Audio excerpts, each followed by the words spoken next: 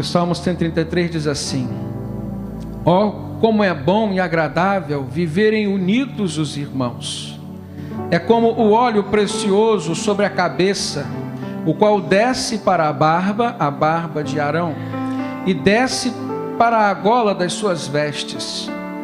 É como o orvalho do monte Hermon, que desce sobre os montes de Sião, porque ali o Senhor ordena a sua bênção e a vida para sempre. Amém. E os irmãos podem compreender que quem fez esse salmo foi Davi. E eu fico pensando, por que Davi recebeu de Deus uma inspiração para falar sobre a união, para falar sobre a união dos irmãos? Se era um homem que tinha experimentado muitas dificuldades na sua vida, dentro da sua casa, desde sua adolescência, desde a sua infância. Nós entendemos que muitos dos nossos problemas, nós vivemos nas nossas vidas, eles se acumulam, ou também podem ser resolvidos, ou também podem ser eliminados.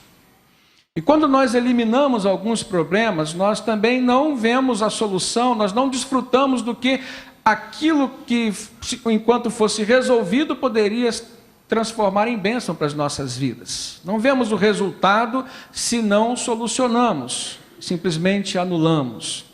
Mas quando nós solucionamos um problema, equacionamos, resolvemos, nós vemos o seu resultado. Nós experimentamos alguma coisa, temos algo palpável a experimentar. E o que Jesus faz na nossa vida, o que Deus faz por meio de Jesus nas nossas vidas, não é a eliminação de problemas, mas é pela manifestação da sua graça e do seu poder, mostrar a solução. Muitas vezes transformar aquilo que é problema, aquilo que é maldição, em bênção para a nossa vida. Muitas vezes é transformar o nosso estado espiritual, que está às vezes tão desgastado, que nos faz ser pessoas tão oprimidas, em pessoas libertas, em pessoas alegres, em pessoas com esperança no coração. E Davi, quando fala aqui sobre a união dos irmãos, nós começamos a perceber que havia algo no seu coração que estava em tratamento ou que precisava ser tratado ainda. Se nós olharmos para a história de Davi, nós vamos ver que foi um jovem desprezado pelo seu pai na sua adolescência, talvez desde a sua infância, o caçulo de todos. Alguém, por exemplo, que quando o profeta Samuel chegou na sua casa, na casa do seu pai Jessé, e queria ali reunir toda a família, queria que Jessé apresentasse a ele os seus filhos, e isso tinha sido uma ordem de Deus para que ele pudesse ungir o futuro rei de Israel. Samuel não disse qual era o seu propósito real ali. Samuel disse que queria reunir a família, que queria sacrificar, oferecer culto com a sua família. E Jessé comete a gafe de não chamar Davi, que estava no campo pastoreando. Chamou todos os outros filhos, apresentou todos os 7 filhos a Samuel. Alguns dos vizinhos estavam ali também. E Samuel começa a olhar filho por filho, esperando uma revelação de Deus acerca de quem haveria de ser ungido por ele para ser o rei de Israel. Samuel olha para Eliabe, um moço grande, forte, o filho mais velho de Jessé, irmão mais velho de Davi. E ele sente um desejo de já ungir aquele homem para ser o rei, porque aparentemente ele tinha todas as qualificações de um grande guerreiro. Deus fala no íntimo de Samuel assim: não olhe com os olhos humanos, porque eu vejo aquilo que o homem não vê, eu vejo o coração, não é esse. Samuel continua olhando, e não sente aquele toque do Espírito Santo, e ele pergunta para Jessé: todos os seus filhos estão aqui? Naquele momento Jessé diz: não, falta um. Davi, o meu caçulo que está no campo para apacentando ovelhas. Então, naquele momento, Samuel olha para aquele homem, pai, e já percebe que alguma coisa estava errada ali, e ele diz assim: olha, manda chamá-lo, porque ninguém se assentará nessa mesa enquanto Davi não chegar aqui. O profeta, o homem de Deus, estava diante de uma injustiça. Estava sendo feita com um garoto dentro da sua própria casa. Então, Davi tinha problemas dentro do seu lar. Sofria uma rejeição do seu pai, sofria o desprezo. Os seus irmãos, por exemplo, costumavam diminuí-lo. Houve um momento em que Davi saiu da sua casa, amando do seu pai, para levar alimento para os seus irmãos que estavam numa frente de batalha contra os filisteus. Justamente naquele momento em que Davi olha, chegando perto, se aproximando do exército de Israel e do exército inimigo, e ele vê Golias ali debochando, blasfemando contra o seu Deus. E Davi, um garoto ainda, mas com muita fé acumulada pelas experiências que Deus lhe tinha dado no campo, na vida simples que ele vivia, pastoreando ovelhas. Ali Davi não compreende aquela situação de opressão.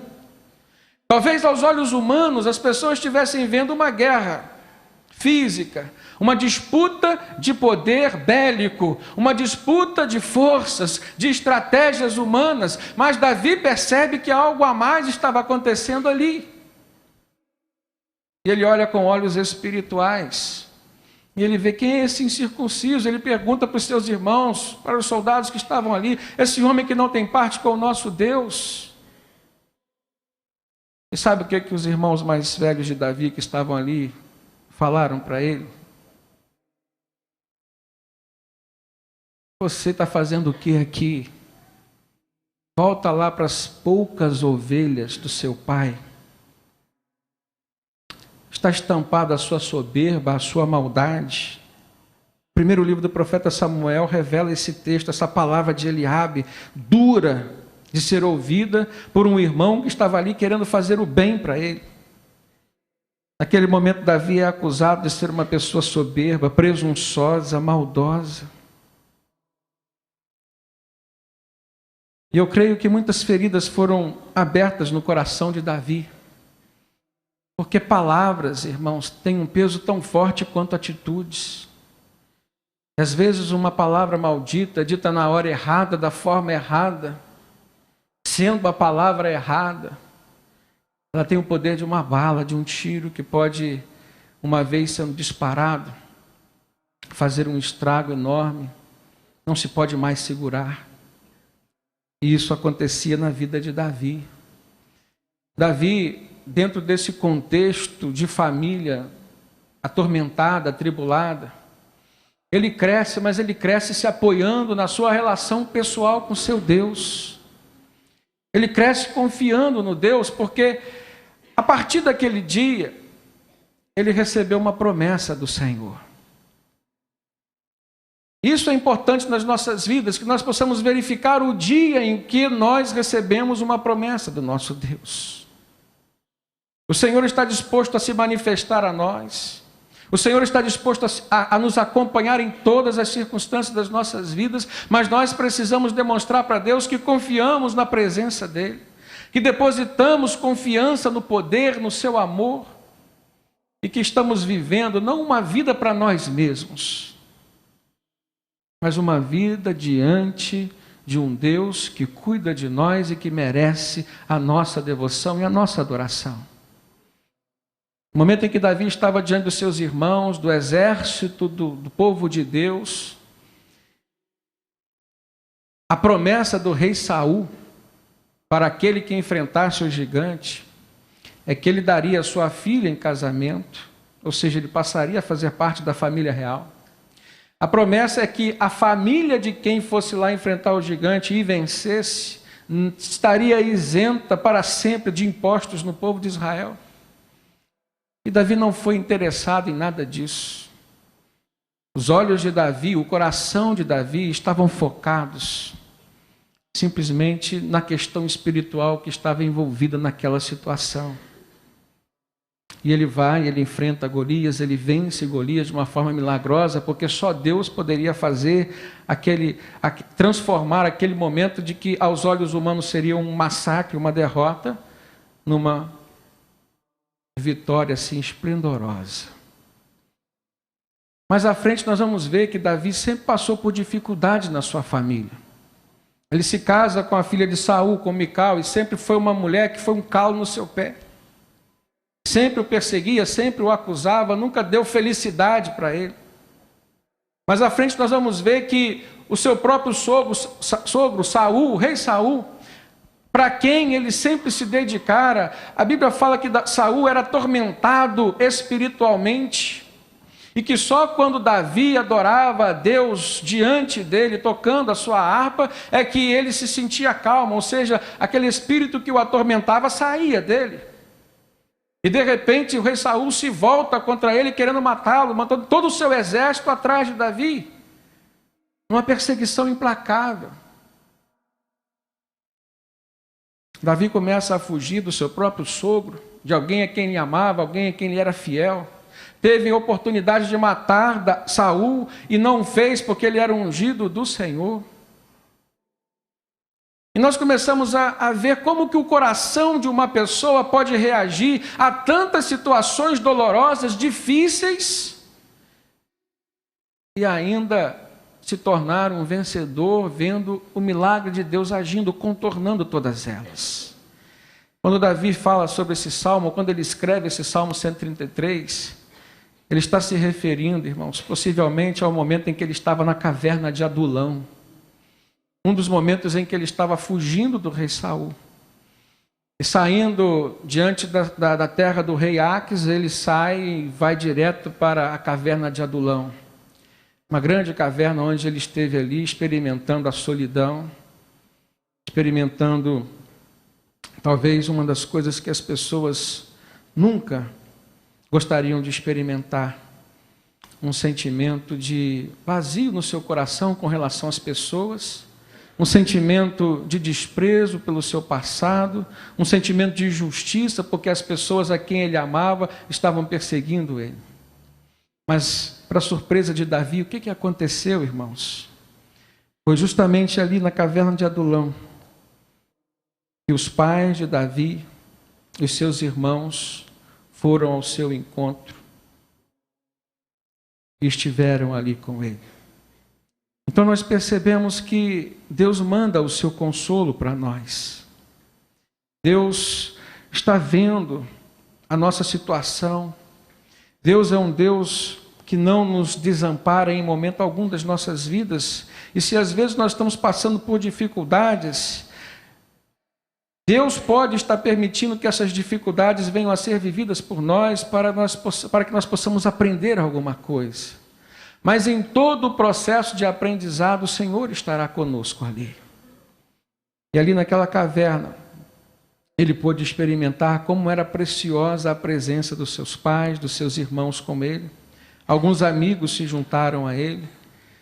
Ele se refez naquele momento, como quem pudesse encontrar um significado para a sua vida.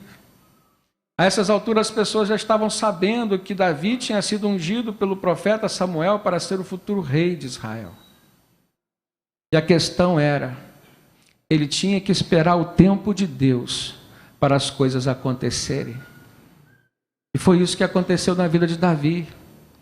Um homem que sempre soube esperar o tempo de Deus para que as promessas do Senhor se cumprissem na sua vida. É interessante que uma pessoa que experimentou tantos dissabores dentro da família, sempre valorizou a família.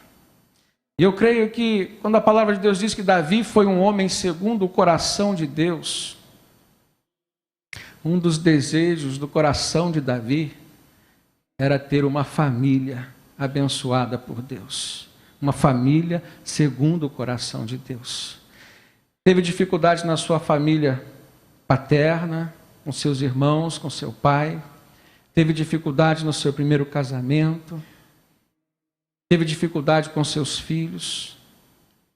A palavra de Deus fala que um dos filhos de Davi, chamado Aminon, de um outro casamento, certa vez armou uma cilada para sua irmã Tamar, e contra ela ele cometeu um incesto, ele abusou sexualmente da sua própria irmã. E Absalão, o irmão de sangue de Tamar, jurou de morte a Aminon. E Davi ficou sabendo disso tudo.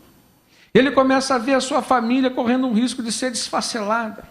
E ele tenta de todas as formas contornar, mas Absalão se envolveu, se deixou ser envolvido com um ódio tão grande, um desejo de vingança tão grande contra Aminon, que ele não ele não se descansou enquanto ele não conseguiu fazer aquilo que o diabo colocara no seu coração. E num determinado dia ele enganou Aminon, fez com que Aminon fosse ao campo com ele, no momento que ele estava tosqueando as ovelhas, e ele planejou com os empregados dele. Absalão chamou seus empregados e disse: depois que Aminon estiver já bastante alegre do vinho que ele está tomando, vocês matem. Não se preocupe, porque sou eu que estou mandando, eu vou assumir. Morre um filho de Davi, assassinado por um outro filho de Davi. E Absalão foge, e quando Absalão volta, Absalão lidera uma revolta contra o seu próprio pai. Então Davi começa agora a experimentar desgosto na sua própria família, com seus próprios filhos.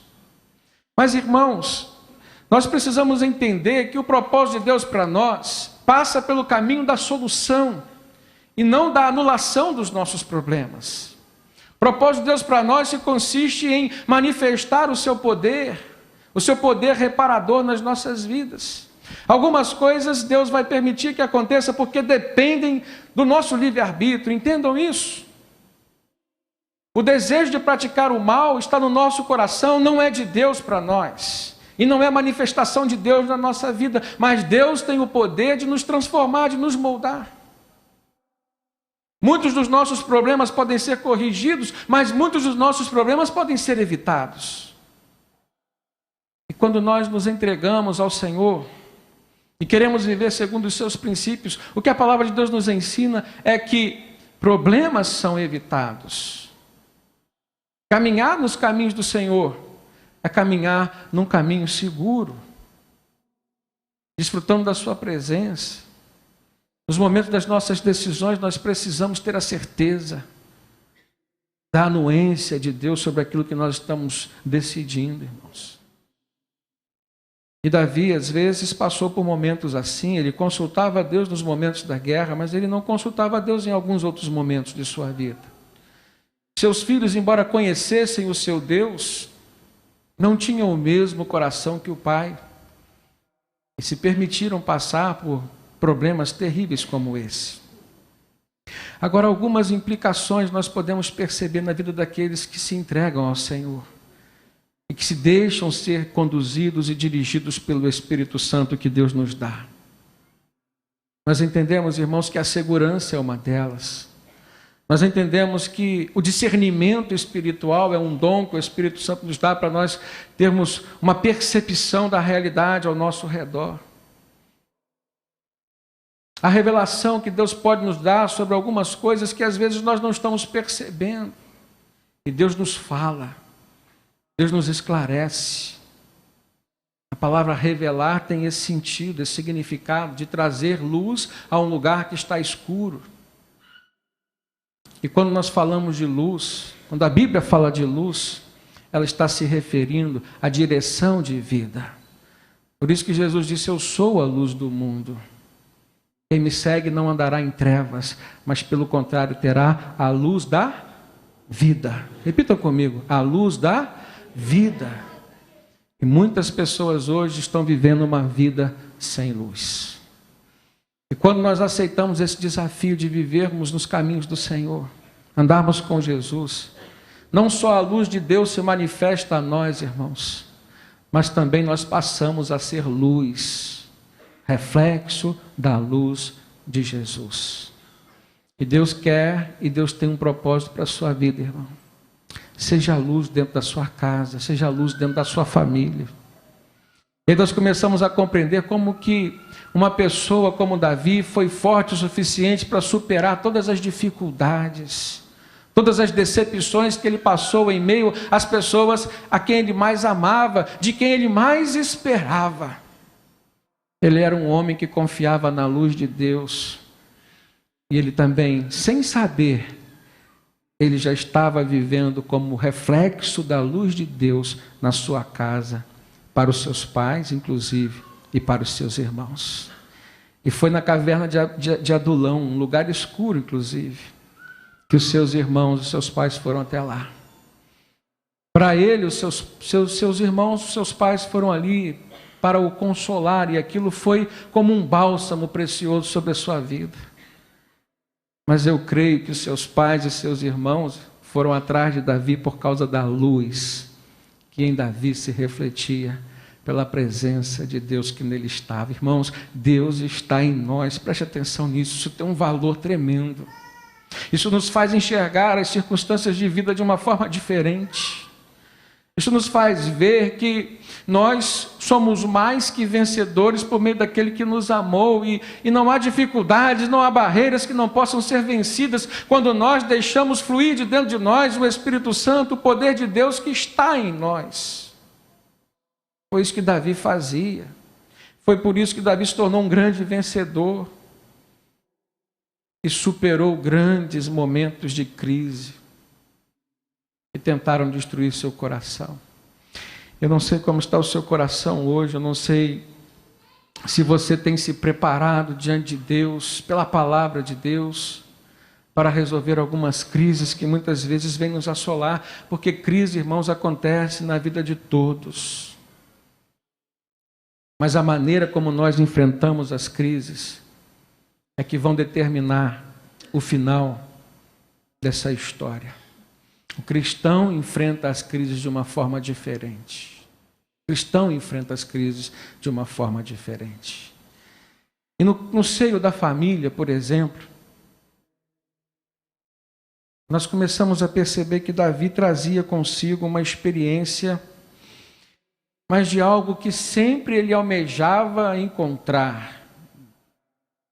Ele tinha dificuldade, sim, mas ele tinha confiança num Deus que podia resolver os seus problemas.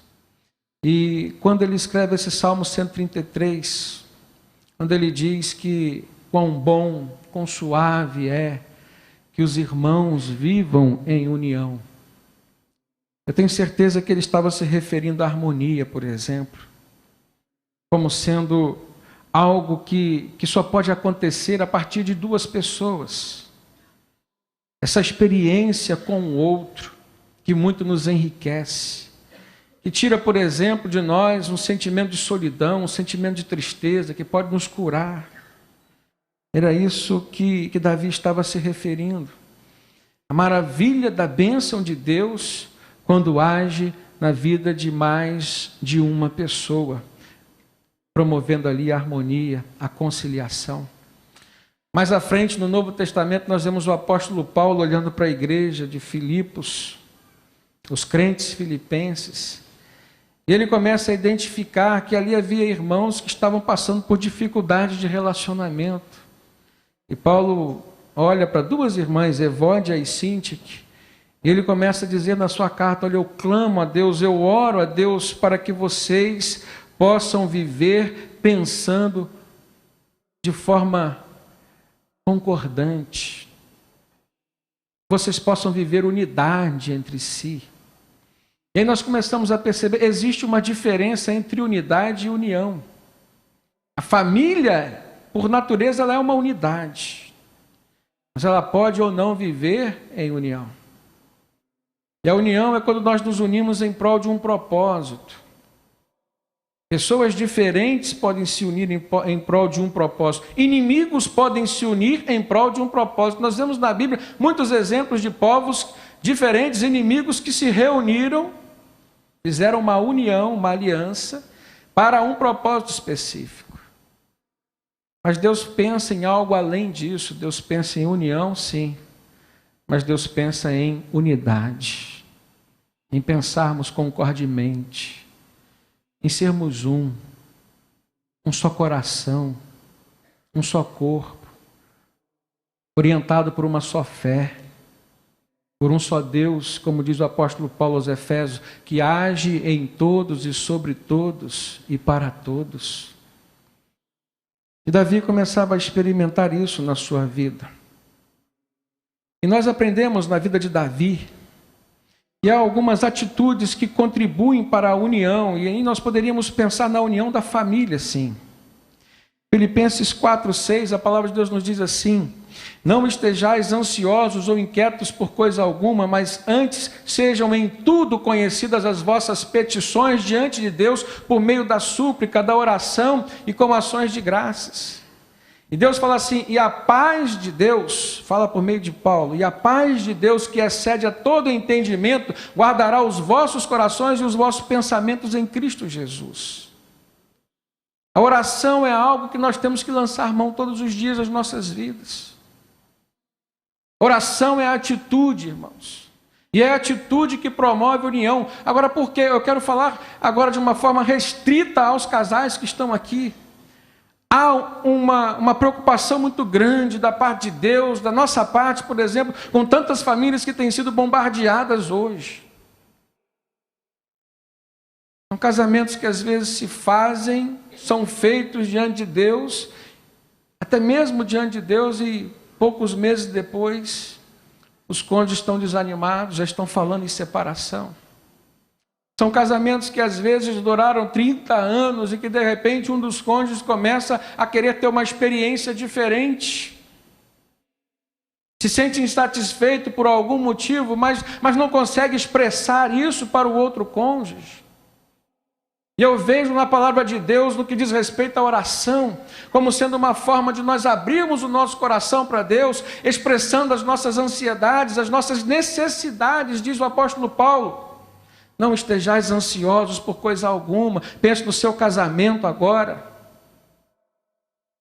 mas antes sejam conhecidas diante de Deus, por meio da súplica, por meio da oração, por meio de ações de graça que demonstram a fé, confiança de que Deus vai resolver. Eu quero falar para você, esposo, marido, comece a orar com a sua esposa, mas ora juntinho dela, fala no ouvido dela em voz alta, falando com Deus, mas para que ela possa participar também da sua oração. Você, mulher, você, esposa, ore, mas chame o seu marido para orar com você. Fale com Deus, mas fale com Deus na presença dele. Deus te chamou para ser com ele uma só carne. E mais do que isso, o livro de Eclesiastes fala que o cordão de 3 dobras não se arrebenta com facilidade, ou seja, é a presença de Deus que representa essa terceira dobra. E na hora da oração, irmãos, olha o que acontece. Muitas das dificuldades que nós temos tido com relação ao outro, quando abrimos o nosso coração para Deus,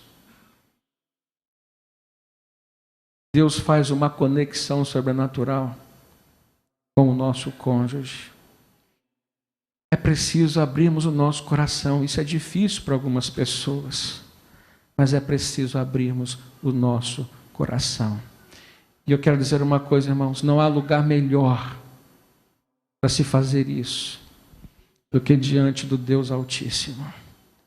Não há lugar melhor para se fazer isso do que o seu próprio quarto, onde Jesus falou que você deve orar, um lugar íntimo, e na intimidade do seu coração, onde só Deus penetra, Deus vai operar, no nome de Jesus, amém? Deposite em Deus a sua confiança, mas seja um ator coadjuvante desse processo de cura de Deus na sua vida. Uma outra atitude que nós devemos tomar com relação à manutenção da união na nossa família, irmãos, é sermos um elemento pacífico e pacificador dentro da nossa casa. Em Romanos 12, 18, o texto da palavra de Deus diz assim: se for possível, tudo quanto estiver em vós, use para terem paz com todos os homens. O autor aos Hebreus, no capítulo 12, no verso 14, ele diz assim: buscai a paz e a santificação, sem a qual ninguém verá a Deus. E quando o texto se refere a vermos a Deus, buscando paz, buscando santificação, ele está se referindo a esta vida aqui ainda. Lá no céu nós não precisaremos buscar a paz, lá nós já viveremos em paz, a paz lá já será uma realidade. Lá no céu, nós não precisaremos buscar a santificação, porque lá só haverá vidas santas. Lá não entra o pecado.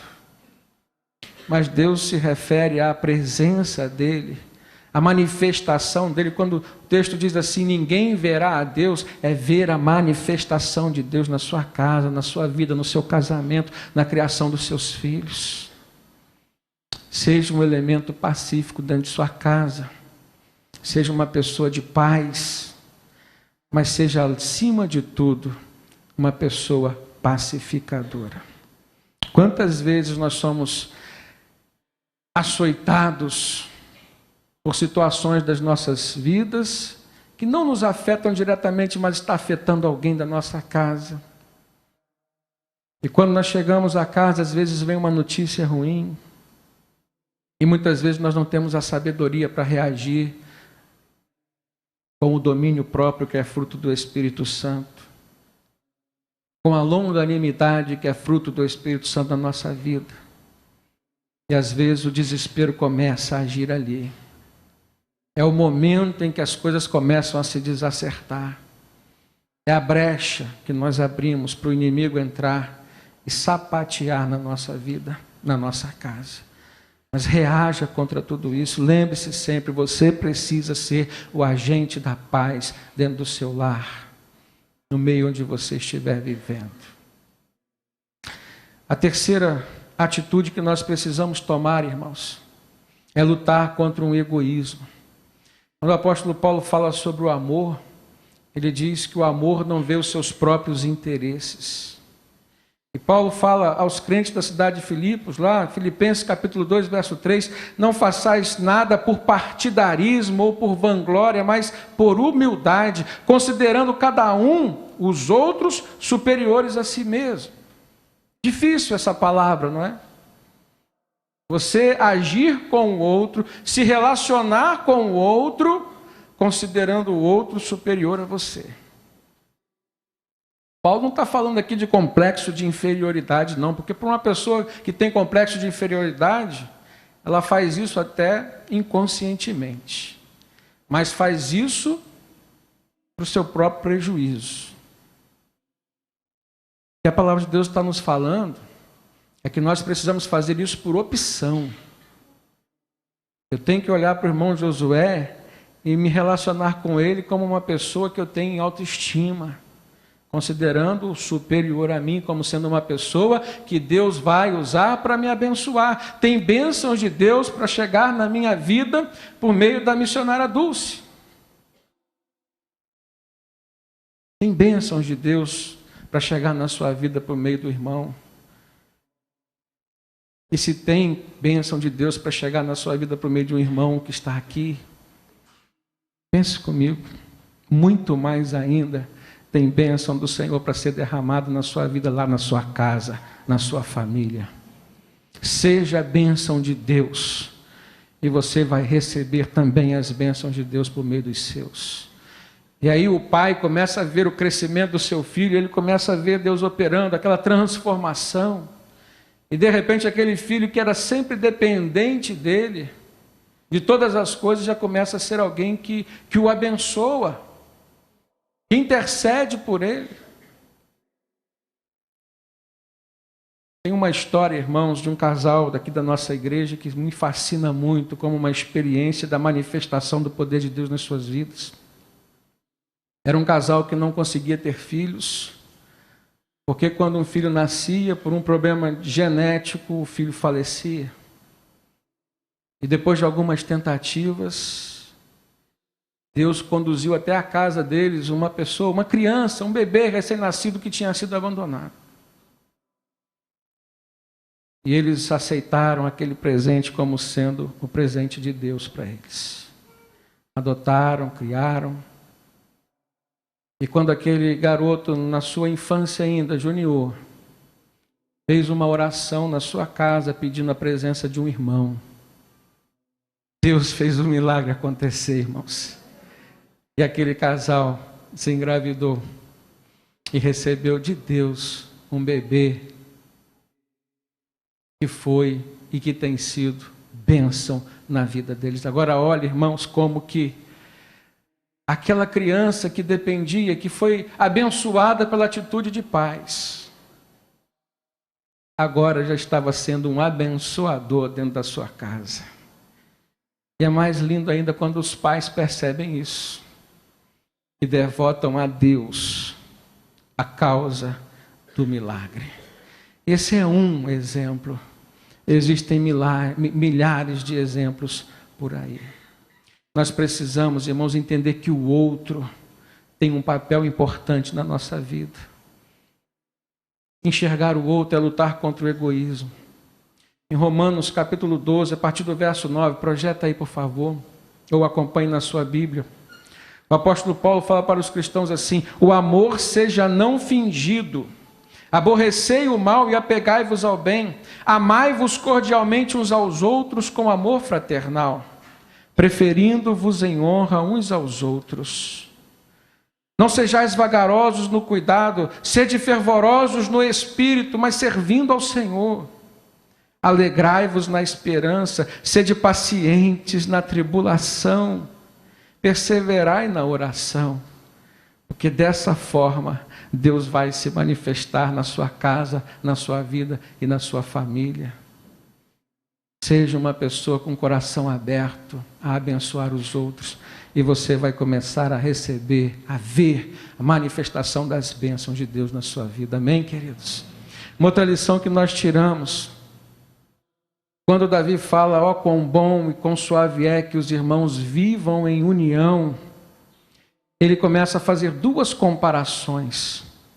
No verso 2 ele diz assim: é como o óleo precioso sobre a cabeça, que desce sobre a barba de Arão, e que desce até a orla das suas vestes. Esse óleo era aquele óleo que era usado pelo sacerdote, pelos profetas para ungirem, para consagrarem alguma coisa a Deus. E Davi já tinha passado por essa experiência de ser consagrado, de ser ungido para ser o rei de Israel. O profeta Samuel tinha feito isso lá na sua casa, quando ele fez com que o seu pai Jessé o chamasse lá no meio do rebanho, no pasto, e viesse à mesa para ser honrado diante de todos os seus irmãos. E ele começa a dizer: é tão maravilhoso viver em união, que me faz lembrar aquela presença do óleo precioso da unção derramado sobre a minha vida. O óleo que cura, o óleo que restaura. Mas aqui, Davi está se referindo a um óleo que representa a consagração. As nossas vidas precisam ser consagradas a Deus. Ser ungido, irmãos, significa ser capacitado para uma determinada obra. E Deus não capacita aquele que não se consagra, ou seja, aquele que não se separa, aquele que não aceita, aquele que não se oferece para ser bênção, para ser usado como instrumento na obra do Senhor. Eu queria encerrar com esta palavra para os irmãos. Há momentos nas nossas vidas que nós passamos por dificuldades, sim.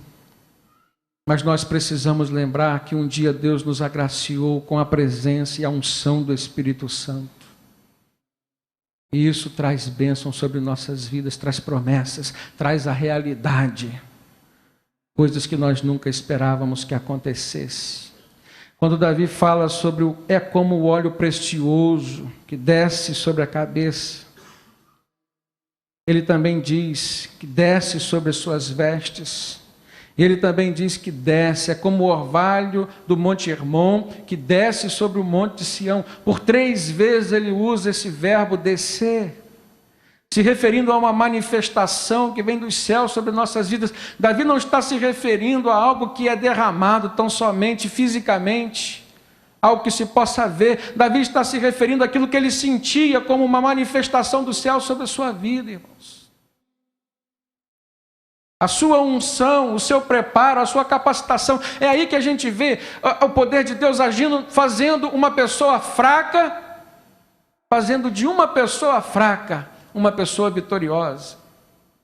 Aquele jovem estava vendo tudo que contribuía para dar errado na sua vida, mas pela ação de Deus, ele sempre via as coisas dando certo, sendo contornadas. Por isso ele diz, é como o óleo que desce, é como o orvalho que desce. A palavra de Deus diz lá em Tiago, carta de Tiago, capítulo 1, verso 17, toda boa dádiva, todo dom perfeito, desce dos céus, vem do Pai das luzes, em quem não há sombra nem variação de mudança. Isso é reflexo da fidelidade de Deus. E Deus está aqui para te abençoar nessa noite, querido. Ele quer ser bênção na sua vida, para que a bênção dele desça sobre a sua casa. Davi conclui dizendo, porque ali, no Monte de Sião, que era o monte chamado Monte de Deus, ali o Senhor ordena a bênção. Deus quer ordenar a bênção sobre a sua vida, sim. Deus quer ordenar a bênção na sua família, na sua casa. Mas precisa da sua participação também. Precisa de atitudes. Você precisa ser um homem, uma mulher, um jovem de oração. Você precisa liberar todo o egoísmo que está dentro de você e lançar por terra em nome de Jesus.